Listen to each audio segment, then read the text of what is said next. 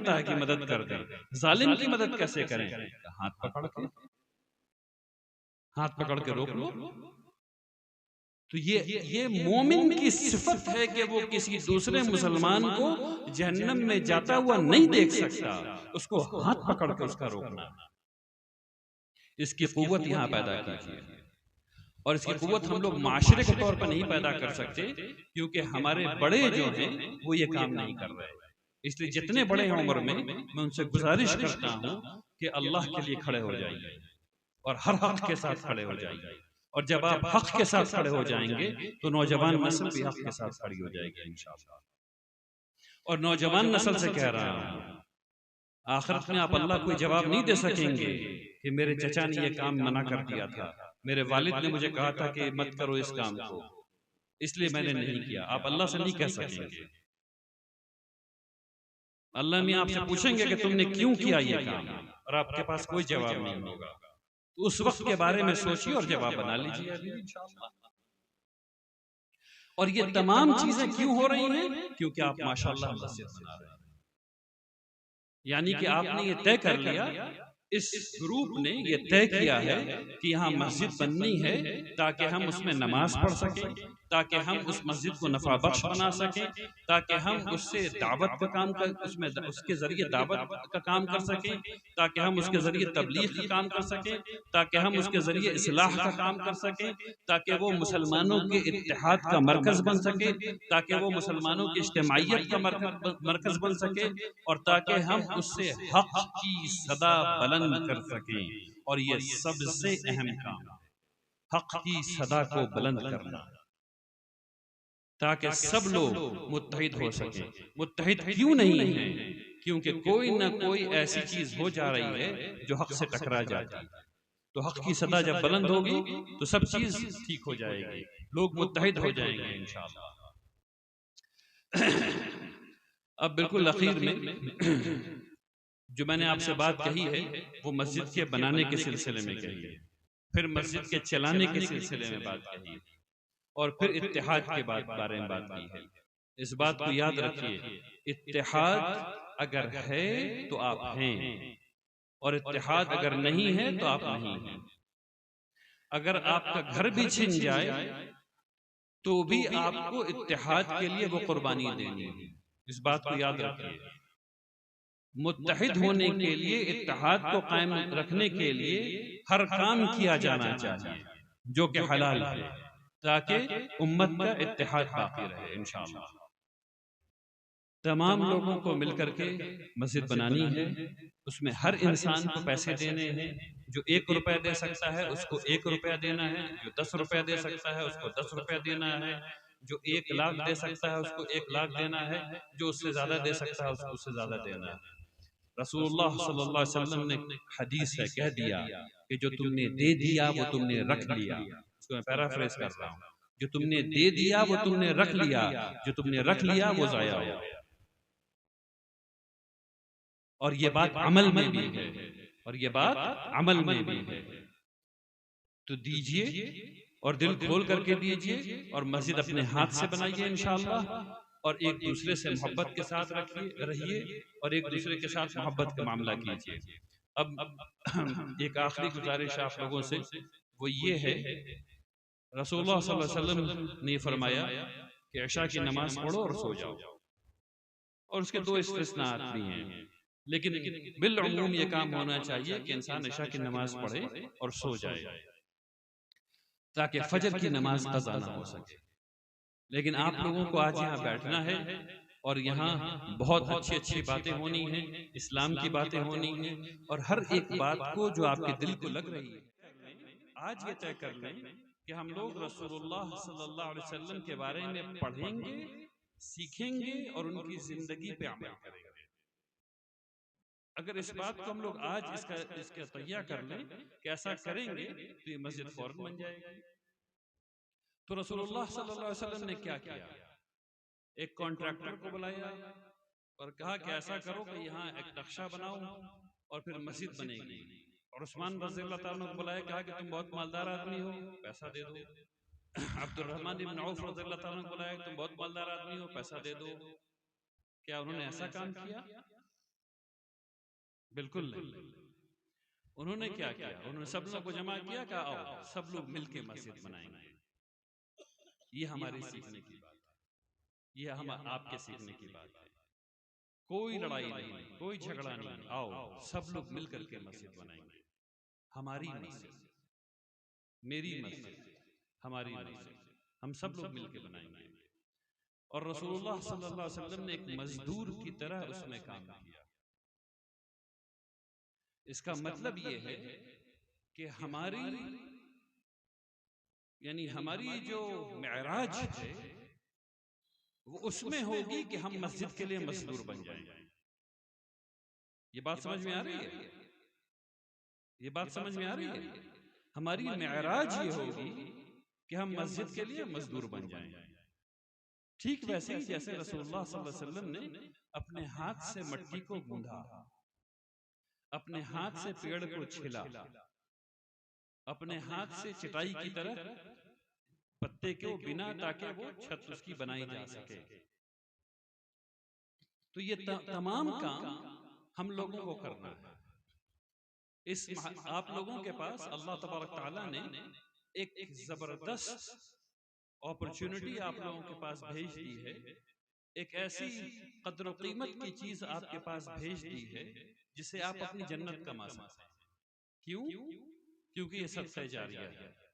वो एक ईंट जो आप उठा करके मस्जिद में लगाएंगे, वो एक काम जो आप मस्जिद के लिए कर देंगे, वो आपका सदका जारिया है। वो एक रुपया जो आप मस्जिद में दे देंगे, वो आपके लिए सदका जारिया है। वो एक एक्सपर्टीज जो आप में इस लोगों के पास है, अगर वो आप मस्जिद में लगा देंगे तो आपके लिए सदका जारिया है।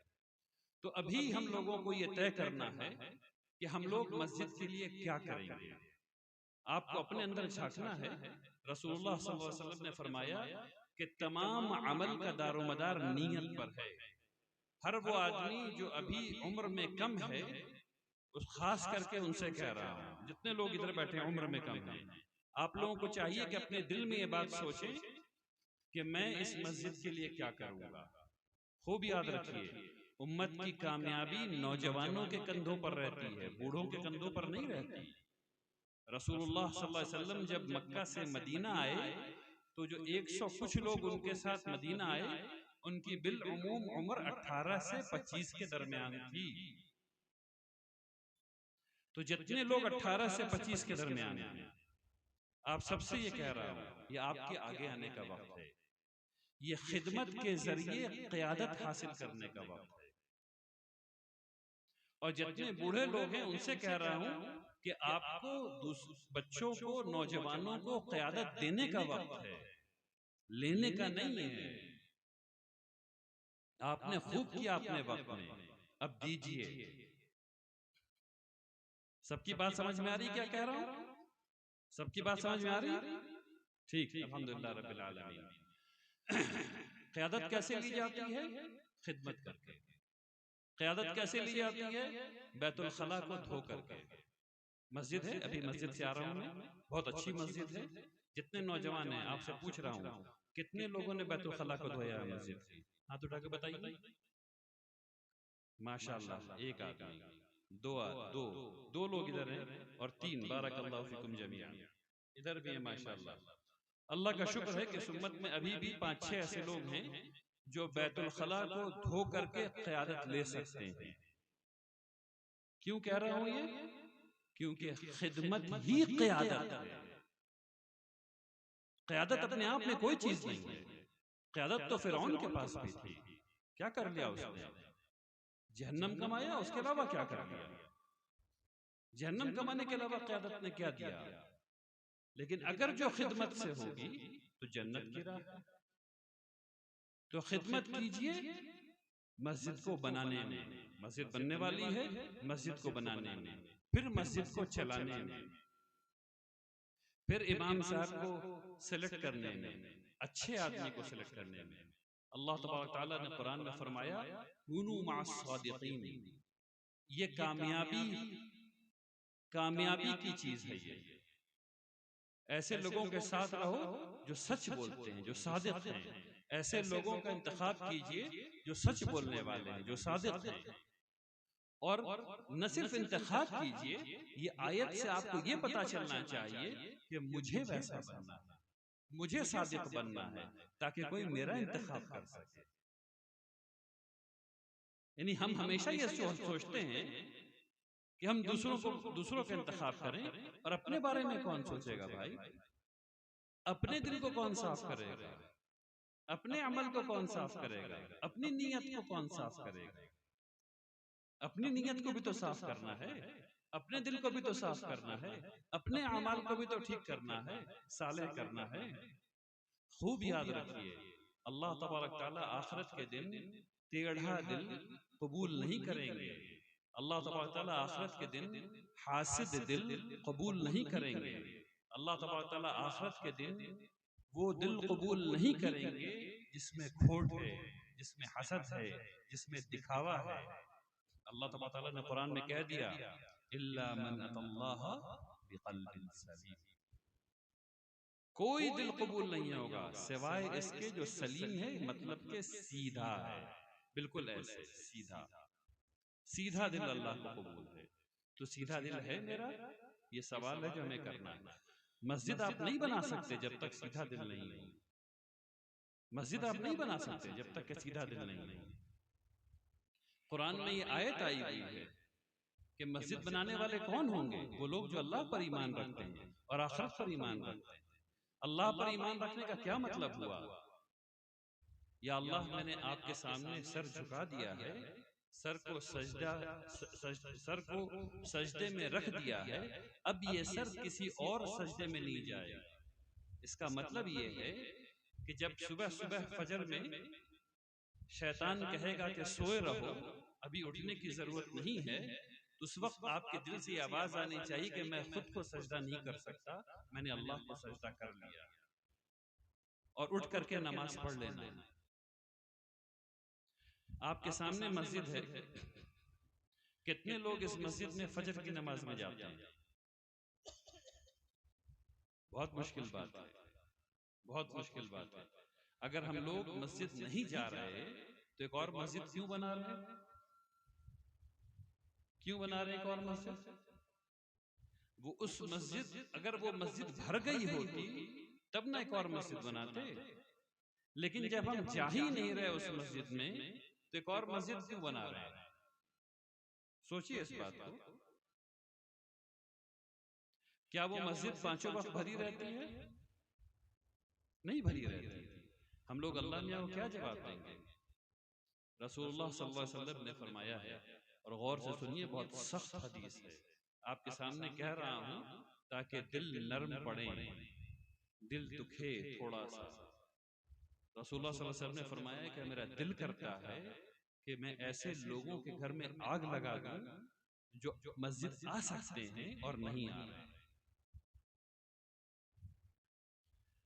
सोचिए, आप हैं और रसूलुल्लाह सल्लल्लाहु अलैहि वसल्लम। थोड़ी देर के लिए सोचिए मेरे साथ, आप हैं और मोहम्मद रसूलुल्लाह सल्लल्लाहु अलैहि वसल्लम हैं, और उनके मुंह से खुदा न खास्ते आपको ये सुनने को मिल जाए कि मैं तुम्हारा घर जलाने आ रहा हूं।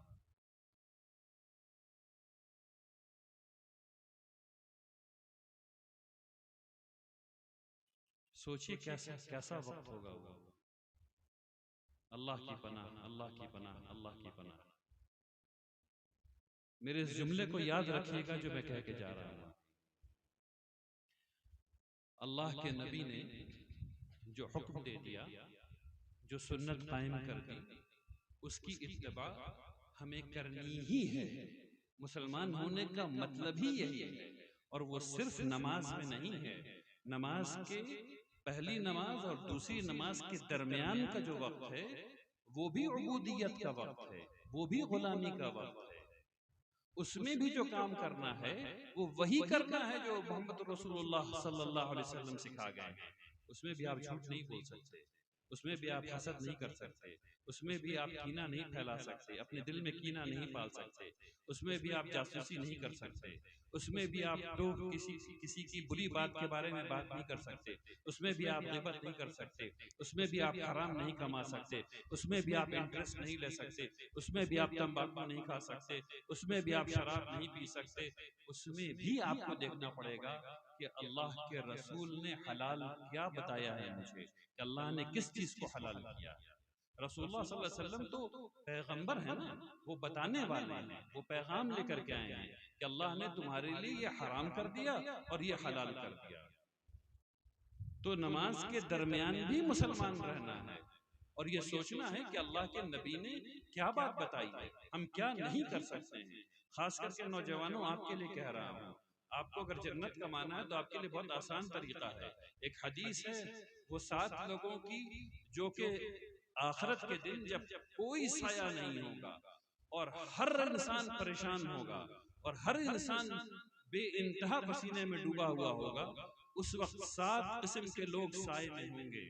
उसमें एक किस्म के वो लोग हैं जिनका दिल मस्जिद में लटका हुआ है, मुअल्लक है, यानी कि वो मस्जिद के बारे में सोच रहे हैं, मस्जिद की तरफ जा रहे हैं या मस्जिद से आ रहे हैं, मस्जिद के बारे में परेशान हैं, मस्जिद में सफाई हुई कि नहीं हुई, मस्जिद में काम हुआ कि नहीं हुआ, मस्जिद में पढ़ाई हो रही है कि नहीं हो रही है, वगैरह वगैरह वगैरह। तमाम लोगों को ये समझना चाहिए कि अल्लाह तबारक तआला के यहाँ तौबा हमेशा खुली हुई है, जो तौबा का दरवाजा हमेशा खुला हुआ है, सिवाय उसके जब मौत यहाँ तक आ जाए, जब गरगरे का वक्त आ जाता है, उस वक्त तक तौबा का दरवाजा खुला हुआ है। तो जितने बूढ़े लोग हों, जितने नौजवान लोग हैं, अभी वक्त है, अभी दिल नर्म है, अभी कहिए अस्तगफिरुल्लाह रब्बी मिन कुल्लि ज़ंबिन व अतूबु इलैह, या अल्लाह मैं माफी मांगता हूँ, मैं अपने गुनाहों से तौबा करता हूँ। और अभी से दिल को मस्जिद में लगा लीजिए, अभी से दिल को मस्जिद में लगा लीजिए, अल्लाह आखिरत में उस साये, वो साया आपको मिल जाएगा इंशाअल्लाह, आखिरत में वो साया आपको मिल जाएगा इंशाअल्लाह। सबकी बात समझ में आ रही है? आ रही या नहीं आ रही है? आ रही है ना? तो मैंने जो आपसे बात की बुनियादी बातें, अब मैं दूसरी बात आपसे कहने जा रहा हूं। इस बात को समझिए, मस्जिद को, ये तो सारी बातें हैं जो मैंने आपको बताई, जो मस्जिद बनने से पहले और मस्जिद बनने के दौरान की हैं। अब उसके बाद क्या, मस्जिद बनी, अब उसके बाद क्या करना है मस्जिद से? तो मस्जिद में सबसे पहला काम जो है वो सजदा करना है। मस्जिद सजदे की जगह है मेरे भाइयों, सजदा करना है, ये सबसे नंबर 1, ये पहला काम है मस्जिद, सजदा करना, 5 वक्त सजदा करना। वैसे तहज्जुद भी मस्जिद में आके पढ़ा जा सकता है, उसमें कोई प्रॉब्लम नहीं इंशाअल्लाह। हम लोगों को ऐसी बहुत सी मिसालें मिलती हैं जहां हम लोगों को पता है कि सहाबा इकराम मस्जिद में तहज्जुद पढ़ा करते थे, जहां हम लोगों को पता है वाकयात मौजूद हैं इमाम अबू हनीफा रहमतुल्लाह अलैह के, कि वो इशा के वक्त आए और तहज्जुद के वक्त फजर पढ़ करके वापस जा रहे हैं, रात भर नमाज पढ़ते रहे मस्जिद में। ये सब वाकयात हम लोगों को पता है, तो नमाज को कायम करना है। अब दूसरा काम क्या है? मस्जिद को नफा बख्श बनाना है, उस दुनिया के लिए भी और इस दुनिया के लिए। जब आप इस दुनिया के लिए नफा बख्श बनाते हैं, जब आप अपने पैसे से, अपने अमल से मस्जिद को इस दुनिया के लिए नफा बख्श बनाते हैं, तो आप अपने लिए उस दुनिया में चीजों को बनाते हैं। मिसाल क्या है? मस्जिद के बाहर, मस्जिद से सटा हुआ मस्जिद के बाहर ठंडे पानी का एक नल लगा देना, जिसमें आने जाने वाला हर आदमी पानी पी रहा है। इससे फायदा किसको पहुंचेगा? आप सब लोगों को पहुंचेगा, हर इंसान को पहुंचेगा, और उन लोगों तक पहुंचेगा जो मस्जिद को नहीं मानते हैं, ताकि उनका दिल करीब हो सके मस्जिद से।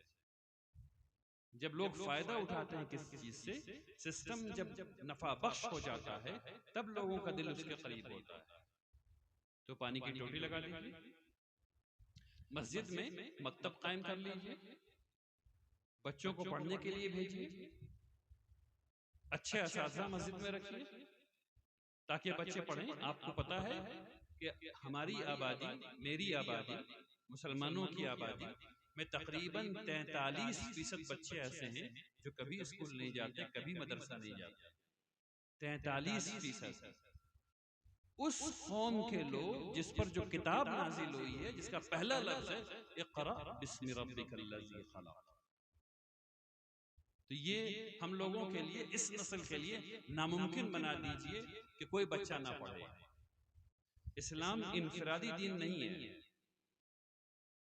इस्लाम इनफरादी दीन नहीं है, मैं, मेरा घर, मेरे बच्चे और बस। इस्लाम इसका नाम नहीं है। इस्लाम इज्तिमाइयत का नाम है। इस्लाम सब लोग आओ, सब लोग मिल करके एक दूसरे को जन्नत में ले चलें का नाम है। इसीलिए 5 वक्त नमाज।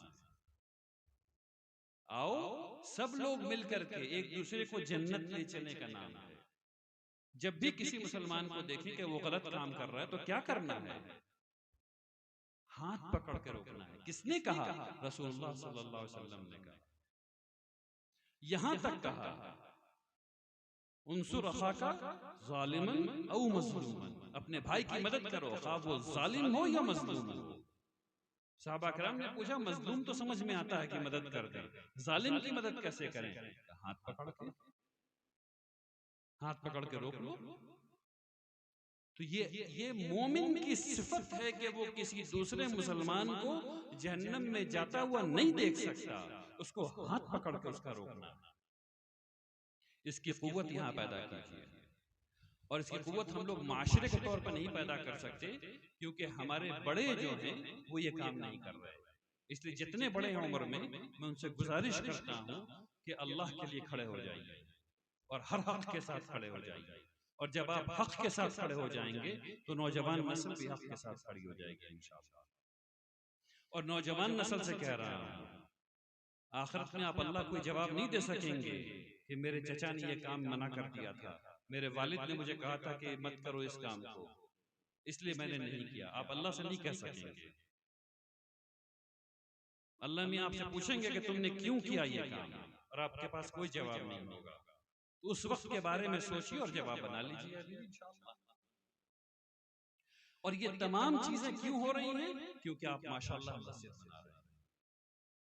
यानी कि आपने ये तय कर लिया, इस ग्रुप ने ये तय किया है कि यहाँ मस्जिद बननी है ताकि हम उसमें नमाज पढ़ सकें, ताकि हम उस मस्जिद को नफा बख्श बना सकें, ताकि हम उससे दावत का काम कर, उसमें उसके जरिए दावत का काम कर सकें, ताकि हम उसके जरिए तबलीग का काम कर सकें, ताकि हम उसके जरिए इस्लाह का काम कर सकें, ताकि वो मुसलमानों के इत्तेहाद का मरकज बन सके, ताकि वो मुसलमानों की इज्तिमाइयत का मरकज बन सके, और ताकि हम उससे हक की सदा बुलंद कर सकें।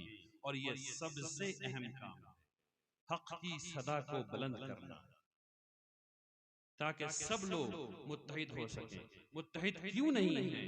क्योंकि कोई ना कोई ऐसी चीज हो जा रही है जो हक से टकरा जाती है। तो हक की सदा जब बुलंद होगी तो सब चीज ठीक हो जाएगी, लोग मुत्तहिद हो जाएंगे इंशाअल्लाह। अब बिल्कुल आखिर में जो मैंने आपसे बात कही है वो मस्जिद के बनाने के सिलसिले में कही है, फिर मस्जिद के चलाने के सिलसिले में बात कही है, और फिर इत्तेहाद के बारे में बात की है। इस बात को याद रखिए, इत्तेहाद अगर है तो आप हैं, और इत्तेहाद अगर नहीं है तो आप नहीं हैं। अगर आपका घर भी छिन जाए तो भी आपको इत्तेहाद के लिए वो कुर्बानी देनी है। इस बात को याद रखिए। मुत्तहिद होने के लिए, इत्तेहाद को कायम रखने के लिए हर काम किया जाना चाहिए जो कि हलाल है, ताकि उम्मत का इत्तेहाद बाकी रहे इंशाअल्लाह। तमाम लोगों को मिलकर के मस्जिद बनानी है, उसमें हर इंसान को पैसे देने हैं। जो 1 रुपया दे सकता है उसको 1 रुपया देना है, जो 10 रुपया दे सकता है उसको 10 रुपया देना है, जो 1 लाख दे सकता है उसको 1 लाख देना है, जो उससे ज्यादा दे सकता है उसको उससे ज्यादा देना है। रसूलुल्लाह सल्लल्लाहु अलैहि वसल्लम ने हदीस है कह दिया कि जो तुमने दे दिया वो तुमने रख लिया। इसको मैं पैराफ्रेज कर रहा हूँ, जो तुमने दे दिया वो तुमने रख लिया, जो तुमने रख लिया वो जाया हो गया। और ये बात अमल में भी है, और ये बात अमल में भी है। तो दीजिए और दिल खोल करके दीजिए, और मस्जिद अपने हाथ से बनाइए इंशाअल्लाह, और एक दूसरे से मोहब्बत के साथ रहिए, और एक दूसरे के साथ मोहब्बत का मामला कीजिए। अब एक आखिरी गुजारिश आप लोगों से वो ये है, रसूलुल्लाह सल्लल्लाहु अलैहि वसल्लम ने फरमाया कि इशा की नमाज पढ़ो और सो जाओ, और उसके दो इस्तिस्नात भी हैं, लेकिन बिलउमूम ये काम होना चाहिए कि इंसान इशा की नमाज पढ़े और सो जाए ताकि फजर की नमाज कज़ा ना हो सके। लेकिन आप लोगों को आज यहाँ बैठना है और यहाँ बहुत अच्छी अच्छी बातें होनी हैं, इस्लाम की बातें होनी हैं, और हर एक बात को जो आपके दिल को लग रही है ये नियत कीजिए कि उसको अमल में ढाल लेंगे। तो मैं आपसे यहाँ रुखसत होऊंगा अभी, लेकिन आप सब लोग यहाँ बैठे रहना इंशाअल्लाह, और मेरे बाद यहाँ लोगों से बातें सुननी है और उस पर अमल करना है। सब लोग बैठे रहेंगे इंशाअल्लाह?